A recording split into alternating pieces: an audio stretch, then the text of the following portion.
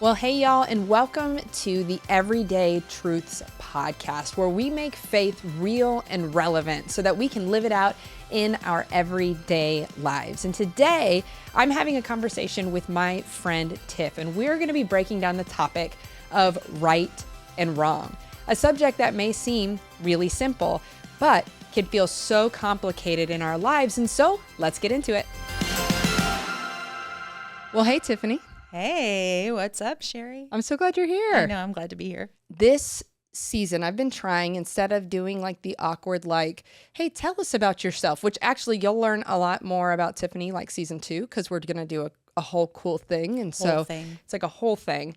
But I've been kind of having folks do, like I had Chamberlain do a personality test, and I played a game with Andrew. And I'm scared, everybody. You know, she has no prep for I this. have no idea what she's going to spring on me. I know. And so I'm nervous. Maybe you've played this game before. Oh, it's a game. Of course it's a game. I have a background in student ministry. I can't help it. I want to force games on people constantly. As long as it doesn't include like a big red rubber ball being tossed at my face. No, we got a blue ball. Don't worry about it. Don't worry. All right, so this is what we're going to do. You're a Swiftie.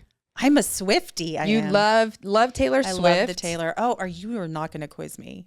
Oh, no, it's so much better. It's called Taylor Swift or Lamentations. Okay, so the book of Lamentations, a book in the Bible all about lamenting. And so I'm going to read something, and you have to guess if it's Lamentations or a Taylor Swift, exactly, a Taylor Swift lyric. Okay. And so I actually can't see the answers, and so I'll kind of play two, but let's see. And so here's the first one. Okay, I'm ready. I remember it all. Oh, how well I remember the feeling of hitting the bottom. Definitely Taylor. Definitely Taylor? Definitely. All right, let's see. It is Lamentations. What? I know. What? I think this is going to be tricky. Let's see.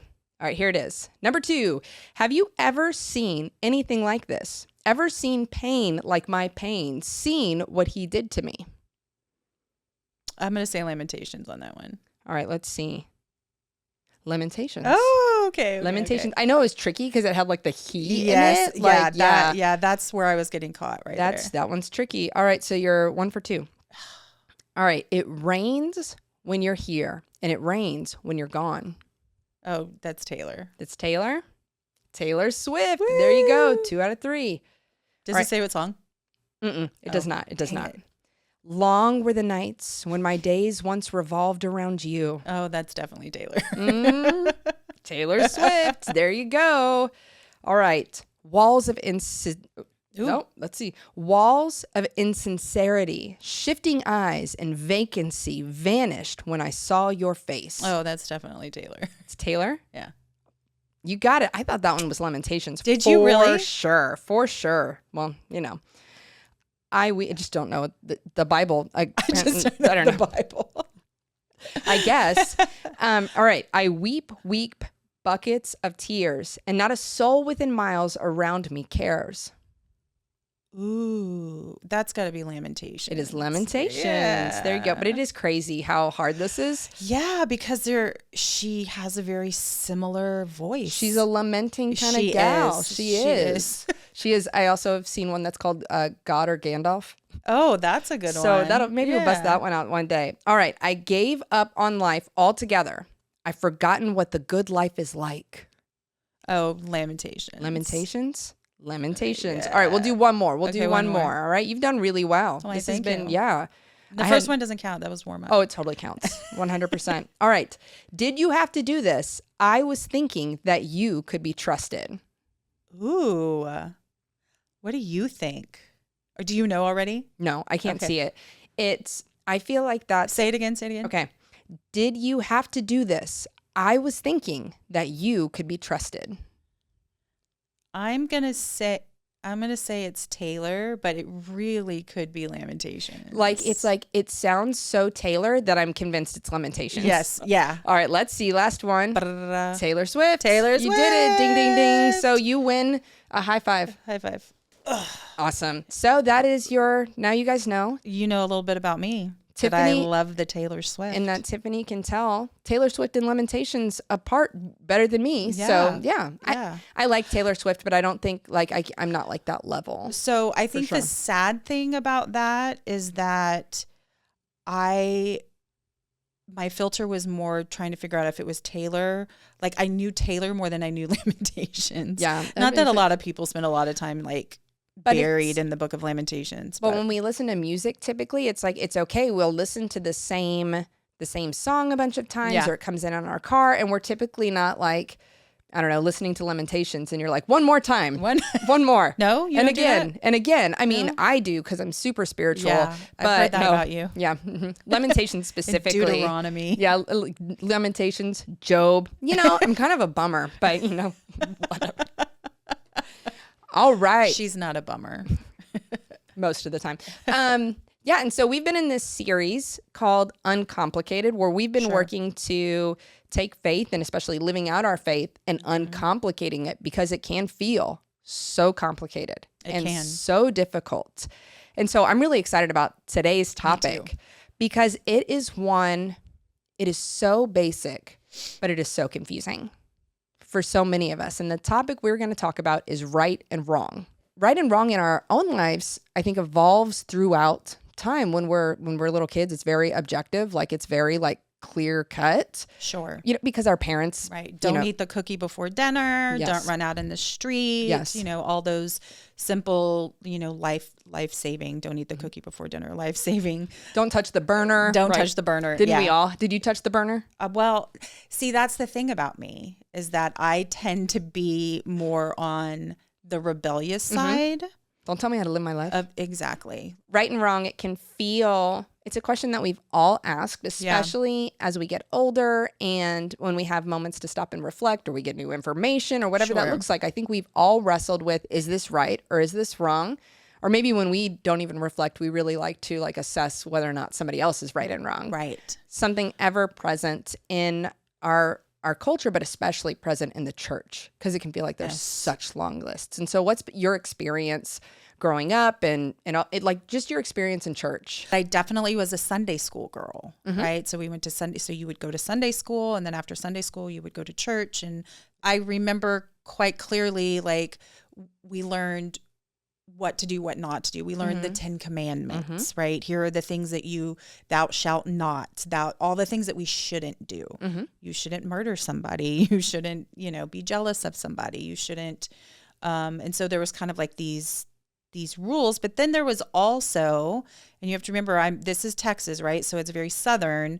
There's also like the church traditions, like you can't drink, or you can't gamble, or you can't, you know, you can't. So that's just kind of my background.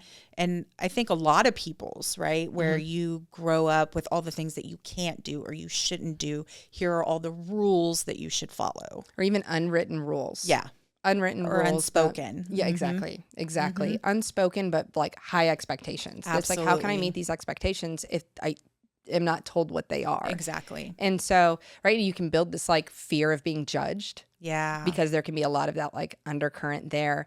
And there's so many places where right and wrong can come from in our lives. It can be our parents, it can be grandparents, it can be the church, it can be now in a new age, it can be, you know, what you're hearing on social media and the opinions of others. It can be in your school, in your culture. Like there's so many different places where we can get the idea of what is right and what is wrong. And people discuss it as if it's so simple. Right. Like there's a clear line. Yeah, there's a clear line. And it's more complicated than that. I think we've all had experiences with, wait, what's wrong? What's right? What's what should I do in this moment? What choices should I make?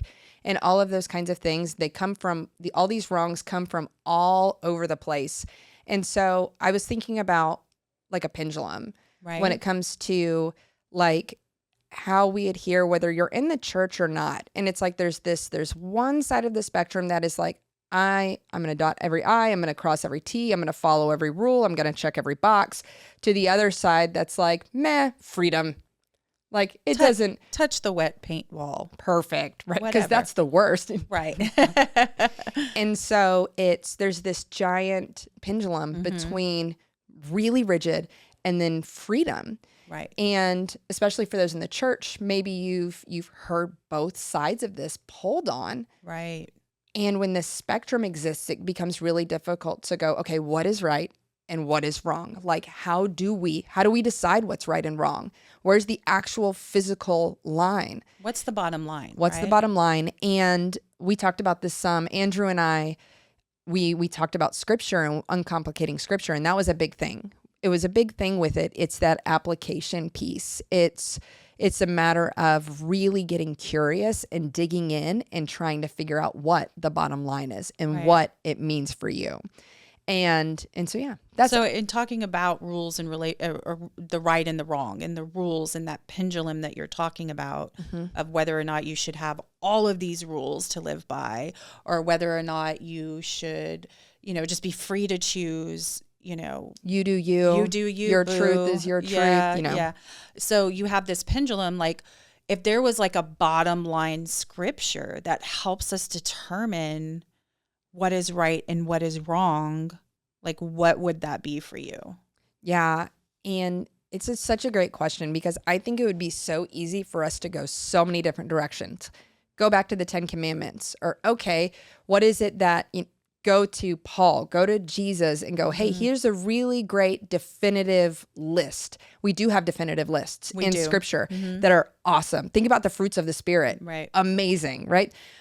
But Jesus was actually approached with this exact question. And so you have somebody very in the technicalities, overly so, I would say, given just the history of the Pharisees. And when he approaches them, we know this because it says it in scripture, he had a desire to justify his behaviors, right? Because where there's rigid rules, there will always be loopholes. Sure. And so, right. Oh man. Law. Yeah. And there will be loopholes. And so he's trying to justify his behavior. So he's like, hey, what's up, Jesus? Like, what really matters? Like, what really matters? Like, how far do I need to love? Like, what is this? Like, okay. And Jesus' response is so beautiful and so simple. When asked what absolutely matters most, what law matters most, he says, love God and love people. He says, love the Lord your God. And he says, and love your neighbor as yourself. That's what it all comes down to. And he says, every law and commandment falls within these two things, which to somebody who has giant lists of rules and lists of things to do, and then you go, hey, but there are two things. It's like, it can't be. It can't possibly be this simple. Yeah, there can't just be two things that I need to do. No, right? Because I can't. That means I can't check off the boxes and say, like, look how good I am. Right. Dopamine. Right. Dopamine. Yeah. Check off the boxes. Sometimes I totally get that, because on my daily checklists, if I do something that's not on the list, I'll write it down so I can check it off. Yeah. Dopamine. Right. Yeah. And so when asked what's most important, that's where Jesus went. Yeah. Love God and love people. Ultimately, it came down to, hey, what matters most? And he's saying relationship. Relationship matters most. Right. And everything falls within that. And it's nuts, because when you're a rule person, right, it's relationship. Like that doesn't seem like it has has room. There's no room for that. Yes. Or there's the place is not at the top. Yeah. Right? Rules fall over relationship. Yeah, rules absolutely fall over relationship. Yes. And Jesus is going, hey, maybe relationships matter more, but then he also says all of the law fits within this. All of it. Jesus is like, hey, what matters is love. Yeah. Is loving others, is loving God as you love yourself. So also, like, you can't think that you're the worst. Like, I immediately thought of the movie like Hercules. We're worms. Yeah, we're worms. And so it's. So when we're looking at that pendulum, right, and we're looking at, the person who is living by all the rigid rules, and then it swings to the other side of kind of this like freedom.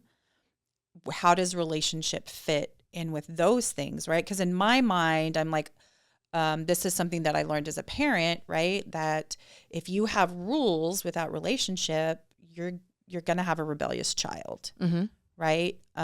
Because they're not going to understand the heart of why the rules are there.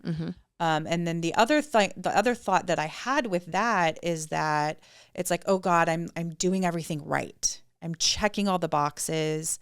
I'm making sure that I'm not sinning, and I'm, doing everything that I'm supposed to do. But then this really bad thing still happens to me. Yeah. Then there's this sense of, oh, well, now God, now this is your fault because I did everything right. And so there becomes this space for a little bit of rebellion in that. So rules without relationship can lead to rebellion. Yeah. And I can see the other side of that because, here's all the lists of the things that you need to do to be right, to do right. I think we see this especially in like education with young kids.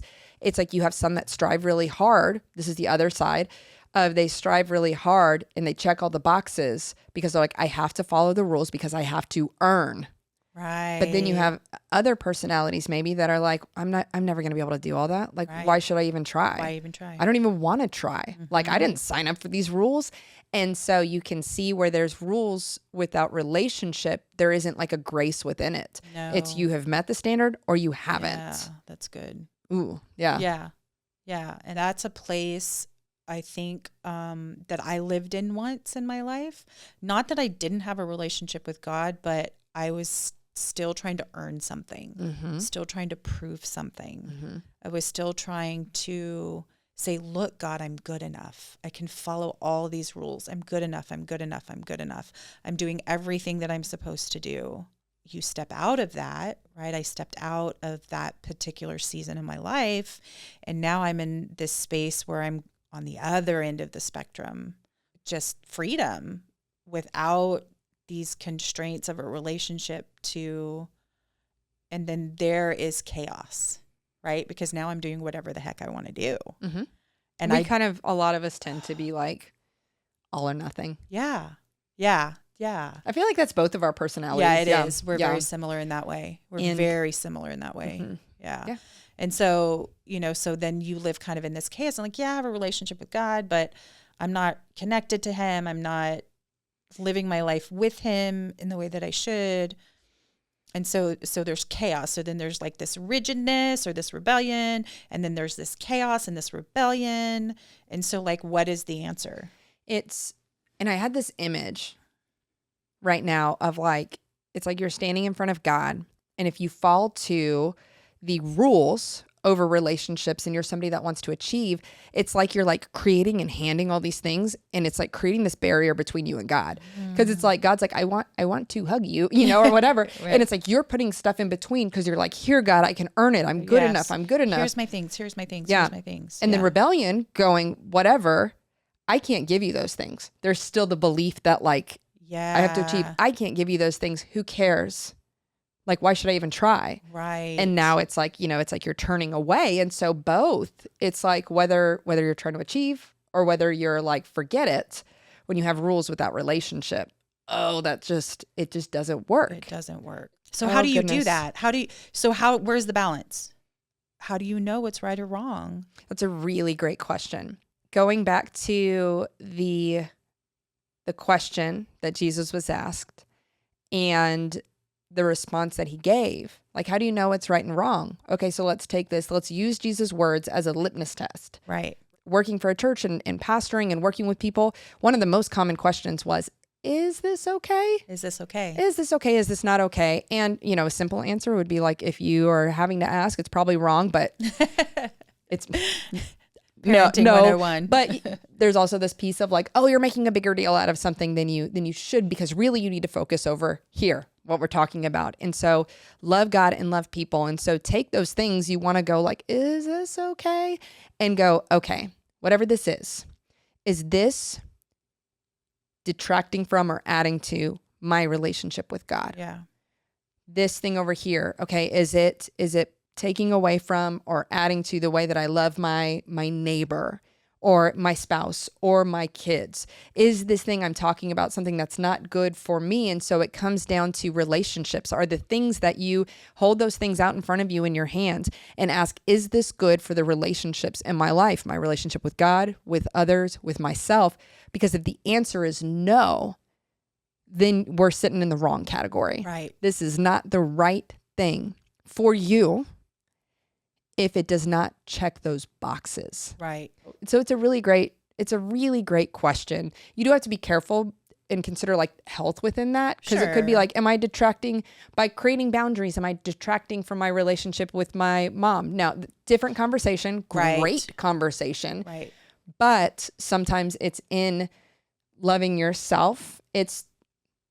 We won't even go down that, but that is a great conversation. Boundaries are okay. Boundaries are okay. And so they keep you safe. So don't think that having boundaries in place is detracting from healthy boundaries in place, is detracting from relationships, and therefore wrong. Right. Because boundaries actually are an act of love. Absolutely.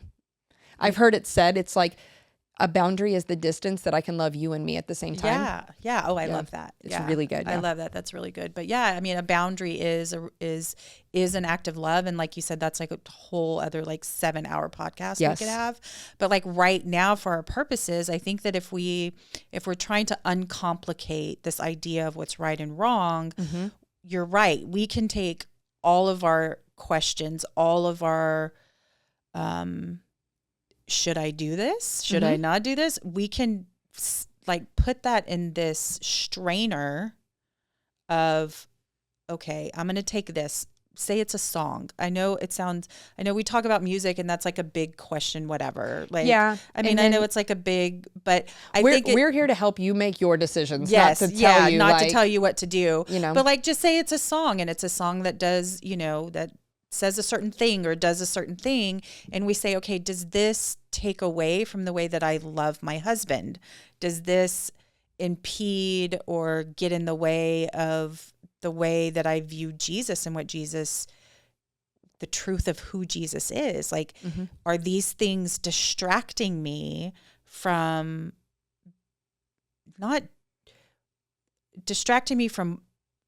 walking with Jesus shoulder to shoulder? And I think the right and wrong question is Jesus up here and us down here going, Jesus, is this right or wrong? But Jesus is saying, ask me the question shoulder to shoulder. Because as a friend, I'm going to tell you how to love yourself, how to love somebody else, how to love me deeper. Yeah. I see like it's when our relationships are healthy, what we are considering is how our actions are going to impact relationship. When they're not healthy, that's when we make poor choices and we make the examples could go on. And so it's like in healthy relationships, that is the main consideration. It's not like the technicalities. No, it's not like, well, technically, technically it's consideration. Yes, it's consideration 100%. And that is a great word. And so it's just such a great litmus test. Is this adding to or taking away from my relationships? Like that, if Jesus, when asked what is most important, if he says loving God and loving others and all the laws fit within this, well, cool. What an incredible and simple and uncomplicated way to look at life and look at what is right and wrong. We talked about this before. There's so many fantastic scriptures that can help, that guide you, but look at them through this lens. Yeah. I mentioned James saying, take care and love orphans and widows. Like you could say, oh, that's a law. I have to do that. I'm going to go volunteer right now and I'm going to rock babies and I'm going to make sure that I'm serving. And then it becomes this list of all these things I have to do. What James is saying is that you have to posture your heart to see things and make decisions about how you're spending your time through this filter of just love. It's our posture. It's our heart. It's loving others, loving God letting our decisions and the choices that we make, how we spend our time, what we listen to, like all of those things, like, and I say that very like flippantly almost, because it's the example that keeps coming up, yes. but we're not trying to say like, this is the most important thing. It's just, no, it's once just, you think of an example. Yeah. And it's just, I'm just not being creative right now, obviously, but it's just one of those things that you have, if you do everything through that heart. Yes. That heart posture. Yes.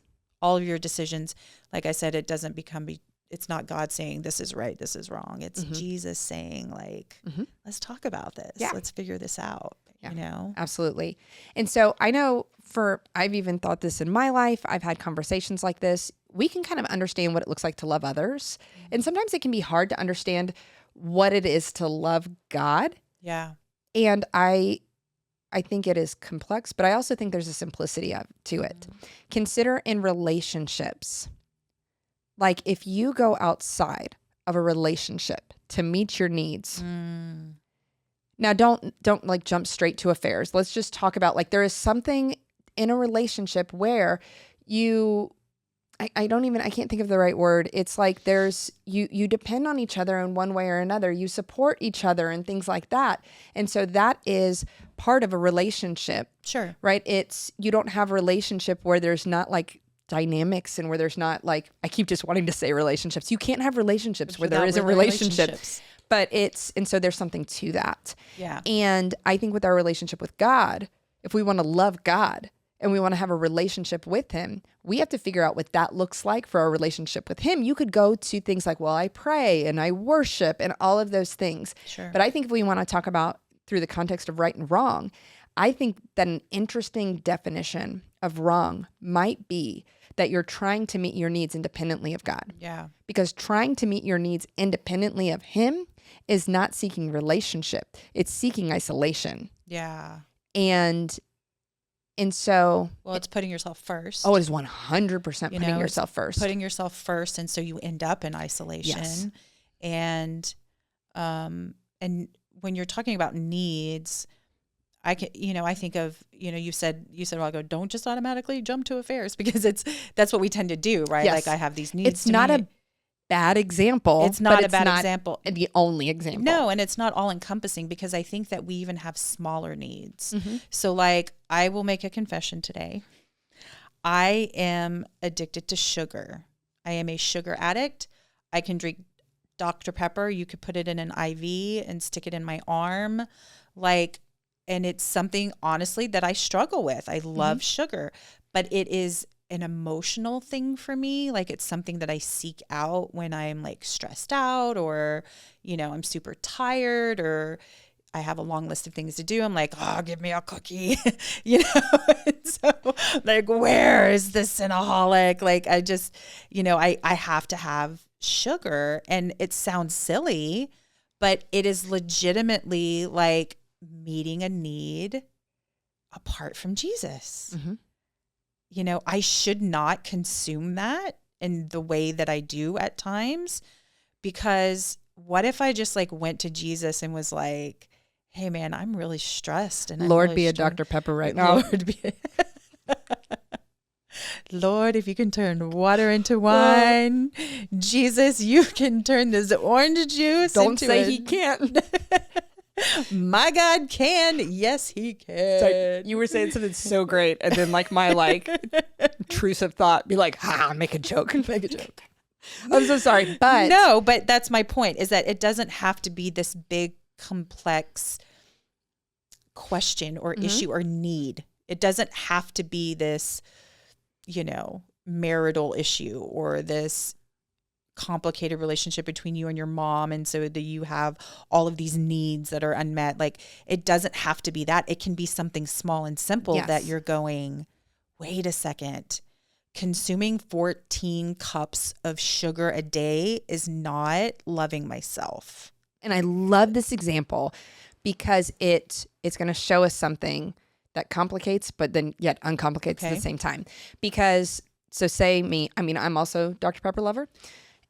And so it's like, but maybe I don't have the same relationship with that. Like, I don't use that as I'm not saying I do or I don't. Like, I'm just saying maybe I don't use that as a coping mechanism. Sure. Maybe for me, it's like, oh, I'm going out to have a meal and, oh, I'd love to like have it with my popcorn for the thing or whatever. And so I don't have the same relationship. I am not using that to meet a need outside, independently of God. And so it's really interesting because that takes it back to the simplicity of being able to ask the question, like, is this helping my relationship? Is this helping my relationship with God? Or is it taking away from this? Am I trying to meet a need independently of God who desires and asks me to depend on him?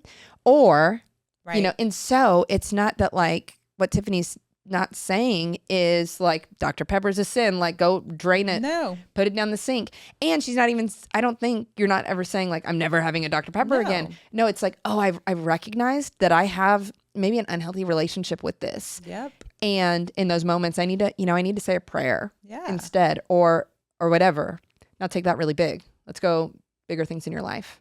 Yeah. Your career. Yeah. You can have a great job. But if I'm using that to seek out my, I get my significance from it. Right. If I get like, if with outside of God, if my identity is sunk in it, then it's two people can have the same job and one can have a very unhealthy relationship with it. And it could be a hindrance to their relationship with God. And somebody else may see it as like God, thank you so much for providing this. Yeah. It's a very different, like, thank you for meeting my family's needs. And it's, so much of it is a matter of perspective. There are certainly things that you're like, whoa, this isn't good for me. Maybe it's okay for others. I got to cut this out. Right. It's a posture of the heart. Certainly. And it's you asking the question, is this loving God? Is this loving others? Is this loving me? Is this building into these relationships or is this tearing away from them? Right. And and thinking about it like that gets us away from the really technical, like, well, technically, Dr. Pepper's not bad. And so the technicalities aren't serving you. That is rules without relationship. Rules without relationship. Now, when we let our decisions be driven by relationship, very different thing, very different posture.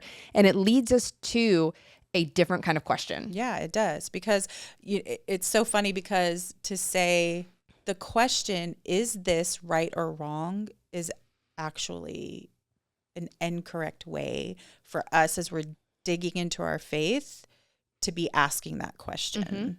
I think so. Yeah, I think so too. And I think the question is this thing that's before me, whatever it is it loving God? Is it loving others? Is it loving myself? Is it encompassing the greatest commandment that Jesus said is the greatest commandment? 100%. That, I think, is the right question. It unlocks and uncomplicates what is right and what is wrong in our lives when we look at it through the lens of relationship. Because Jesus, did he not come so that our relationship could be redeemed? Right? He didn't come and was like, y'all missed a couple laws. Yeah. Can we just, no, he came so that relationship could be redeemed. In the very beginning, go back to Genesis, Adam and Eve, they go to meet their needs independently of God, tearing that relationship apart. And yet Jesus comes back to redeem that. Yes. It's about relationship.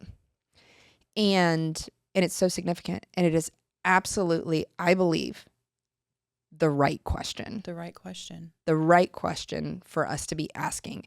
And I can think of so many situations in my life, so many, and think, have I run this through this filter?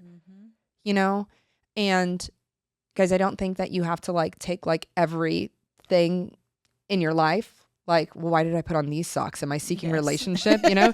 It's not everything. Yeah. It's not, okay, should I have Wendy's for lunch or not? Yeah. But it's okay if you're taking the bag and you're balling it up and you're hiding it from your wife because like she's like, you have a heart condition. You have a heart condition now.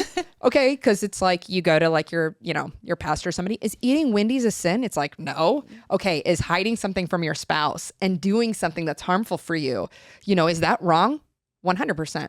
This is a better guideline. Right. A better guideline that it's not focusing on check boxes. It's focusing on our health and the health of our relationships and all of that. Right. Oh, I love it. It's just a better question. It is. It's just such a better question. Is there something else? Something else we need to share or something else that you want to, it's on your heart? I would say that the last thing that I want to say about this, it is that simple, because I know that, like, for me growing up in a church around rules, thinking that God had this checklist on his board that he was checking off what I was doing right and wrong, and that it really is this simple. Mm-hmm. There's complexity within it, absolutely. Mm-hmm. When we're learning who we are, when we're trying to understand who Jesus is and what his heart is towards us, because it's not just about our heart towards him, it's his heart towards us. And so, yes, it is that simple.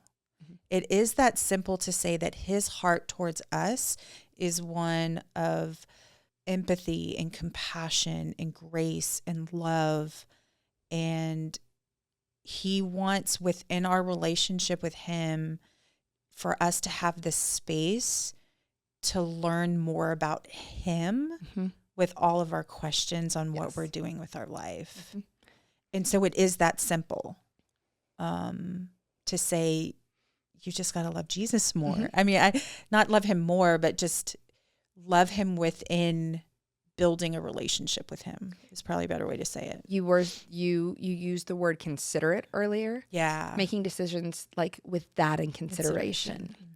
And of course, this is all under the umbrella of grace and the relationship that we have the opportunity to have because of what Jesus has done for us. Yeah. And so if you're listening today and you've been asking the question, is this right? Is this wrong? Mm-hmm.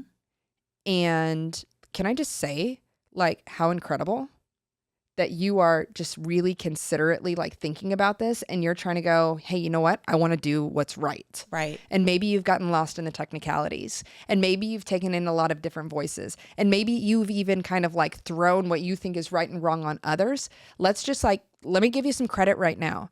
You are trying to do the best with what it is that you have. Yeah, just wrestling with That's incredible. Yeah. It's incredible that, the questions are being asked. Mm-hmm. It's the right thing. And so I'm hoping that this conversation maybe gave you just a lens as you ask those questions, as you, whoever that is listening, as you walk around life, this fantastic lens. When Jesus was asked what matters most, here it is.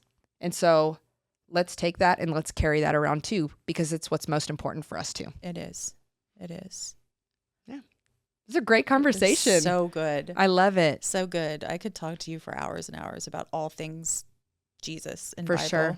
Yeah. So if you have one, she doesn't know I'm going to do this, but if you have something, if you have a decision that you've had a difficult time making or don't know, or this has resonated with you in any way, would you send Sherry a little message?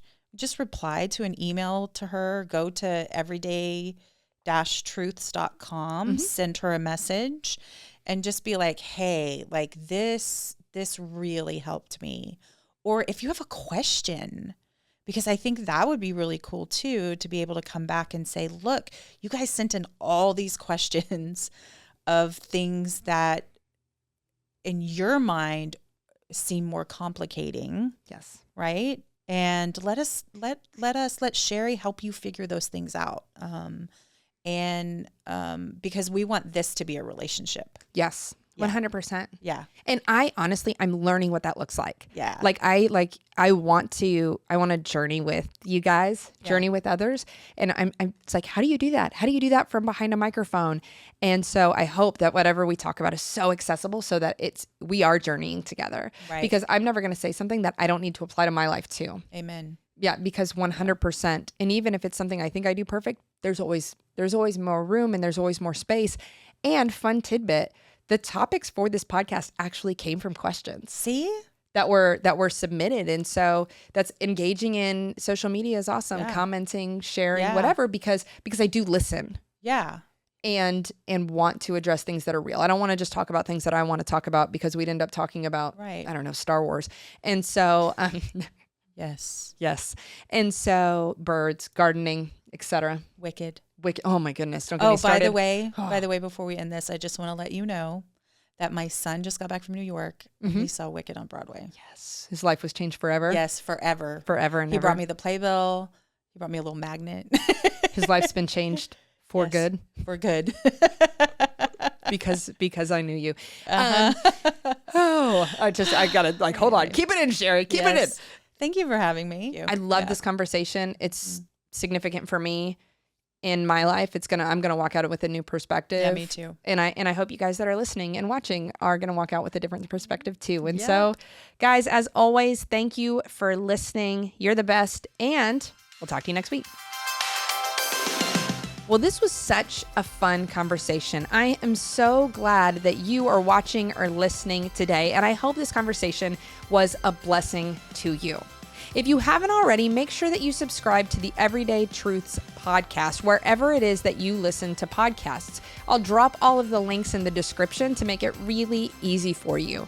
And if you find this helpful, I want to encourage you to share this with someone else, right? Because a great way for us to love one another is to share significant truths like what we share on Everyday Truths with one another. And so I hope you'll send this to someone who you think it might be important to today.